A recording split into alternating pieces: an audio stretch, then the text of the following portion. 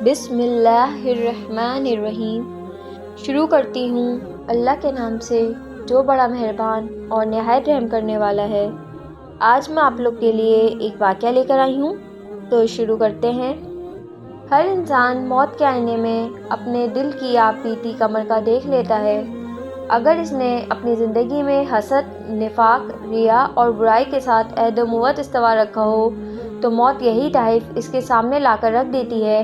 اگر اس نے محبت، خلوص، خدمت اور دیانت کو شمع حیات بنایا ہے تو موت انہیں انوار کا گلدستہ بناتی ہے اور اس کی نظر کر دیتی ہے۔ حضرت عبداللہ ذو البجادین رضی اللہ عنہ کا انتقال موت میں زندگی کے انعکاس کا بہترین مثال ہے۔ قبول اسلام سے پہلے آپ کا نام عبدالعزی تھا۔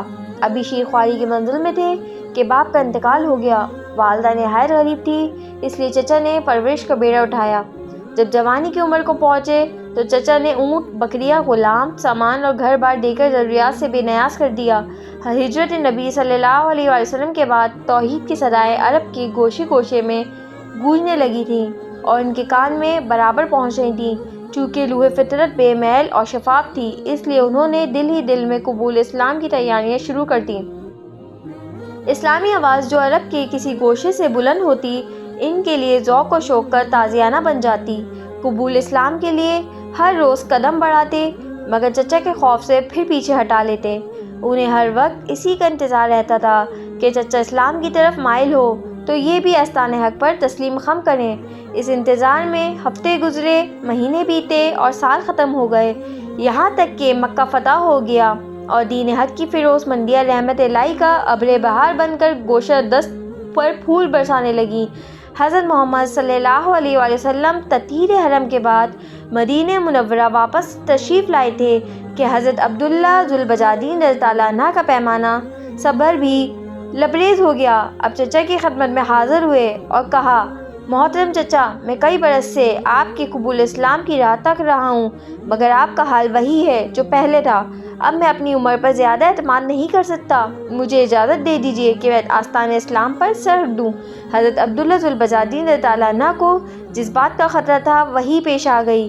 ادھر قبول اسلام کا لفظ ان کے منہ سے نکلا، ادھر چچا آپے سے باہر ہو گیا اور کہنے لگا: اگر تم اسلام قبول کرو گے تو میں اپنا ہر سامان تم سے واپس لے لوں گا، تمہارے جسم سے چادر اتار لوں گا، تمہاری کمر سے تہبند تک چھین لوں گا، تم اپنی دنیا سے بالکل تہی دست کر دیے جاؤ گے اور ایسے حال میں یہاں سے نکلو گے کہ تمہارے جسم پر کپڑے کا ایک تار بھی نہ باقی رہے گا۔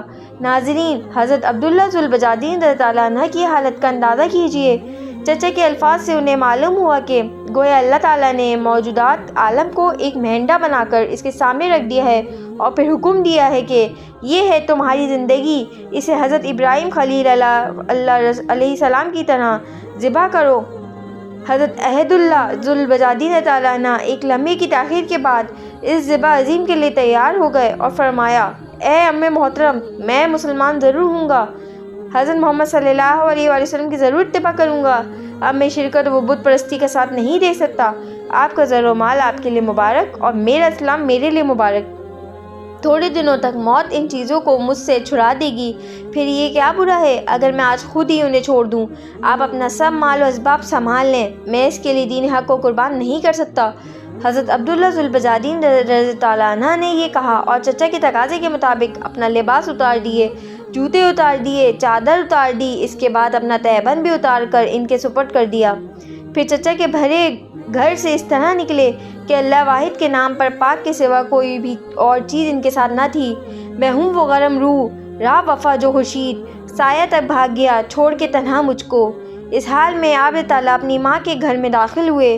ماں نے انہیں معجزات بھرنا دیکھ کر آنکھیں بند کر لیں اور پریشان ہو کر پوچھا: اے میرے بیٹے، تمہارا کیا حال ہے؟ حضرت عبداللہ ذو البجادین رضی اللہ عنہ نے کہا: اے ماں، اب میں مومن و موحد ہو گیا ہوں، اللہ اللہ، مومن و موحد ہو گیا ہوں۔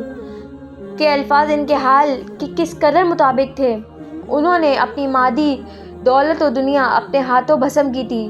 انہوں نے اسلام کے لیے اپنی زندگی کے تمام رشتوں کو کاٹ کاٹ کر پھینک دیا تھا۔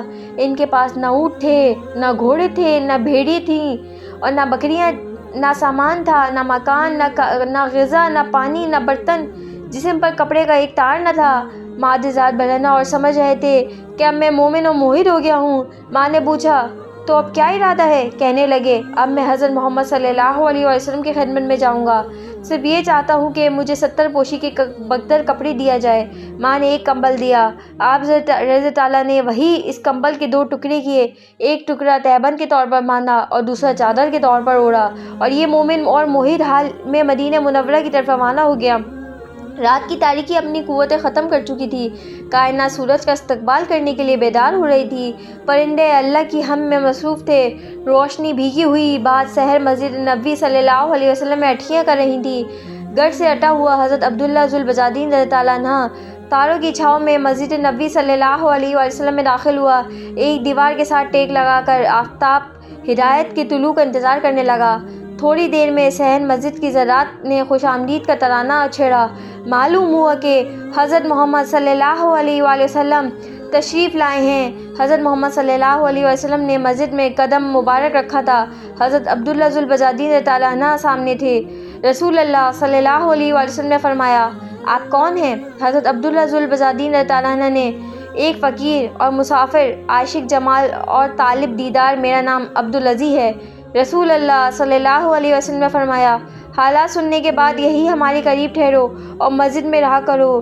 رسول اللہ صلی اللہ علیہ وسلم نے عبدالعزیز کی بجائے عبداللہ نام رکھا اور اصحاب صفا میں شامل کر دیا۔ یہاں اللہ کا یہ موحد بندہ اپنے دوسرے ساتھیوں کے ساتھ قرآن پاک سیکھتا تھا اور آیت ربانی کو دن بھر بڑے ہی ولولے اور جوش سے پڑھتا رہتا تھا۔ حضرت عمر فاروق رضی اللہ عنہ نے فرمایا، اے دوست، اس قدر اونچی آواز سے نہ پڑھو کہ دوسرے کی نماز میں خلل ہو۔ رسول اللہ صلی اللہ علیہ وآلہ وسلم نے فرمایا، اے فاروق رضی تعالیٰ، انہیں چھوڑ دو، یہ تو اللہ اور رسول اللہ صلی اللہ علیہ وآلہ وسلم کے لیے سب کچھ چھوڑ چکا ہے۔ رجب 9 کو اطلاع ملی کہ عرب کے تمام عیسائی قبائل فیصد روم کے جھنڈے تلے جمع ہو گئے ہیں اور رومی فوجوں کے ساتھ مل کر مسلمانوں پر حملہ ور ہو رہے ہیں۔ آپ صلی اللہ علیہ وسلم نے اعلان جہاد فرمایا۔ حضرت عبداللہ ذوالبجادین تعالیٰ عنہ ولولو جہاد سے لبریز تھا اور شوق شہادت سے سرشار تھا۔ اسی دن میں یہ رسول اللہ کی خدمت میں اقدس میں آیا اور کہنے لگا، یا رسول اللہ صلی اللہ علیہ وسلم، آپ دعا فرمائیں کہ میں اللہ کی راہ میں شہید ہو جاؤں۔ رسول اللہ صلی اللہ علیہ وسلم نے فرمایا، تم کسی درخت کا چھلکا توڑ لاؤ۔ حضرت عبداللہ ذوالبجادین رضی اللہ عنہ درخت کا چھلکا لے کر خوشی خوشی حاضر خدمت ہوا۔ رسول اللہ صلی اللہ علیہ وسلم نے چھلکا لیا اور اسے حضرت عبداللہ ذوالبجادین رضی اللہ عنہ کے بازو پر باندھ دیا اور زبان مبارک سے فرمایا، خداوند میں کفار پر عبداللہ کا خون حرام کرتا ہوں۔ حضرت عبداللہ ذوالبجادین رضی اللہ عنہ ارشاد نبی صلی اللہ علیہ وسلم پر کچھ حیران سا رہ گیا اور کہنے لگا، یا رسول اللہ، میں تو شہادت کا آرزومند تھا۔ فرمایا، جب تم اللہ کی راہ میں نکل پڑے، پھر اگر بخار سے بھی مر جاؤ تو تم شہید ہو۔ اسلامی فوج تبوک پہنچی تھی کہ حضرت عبداللہ ذوالبجادین رضی اللہ عنہ کو سچ مچ بخار آ گیا۔ یہی بخار ان کے لیے پیغام شہادت تھا۔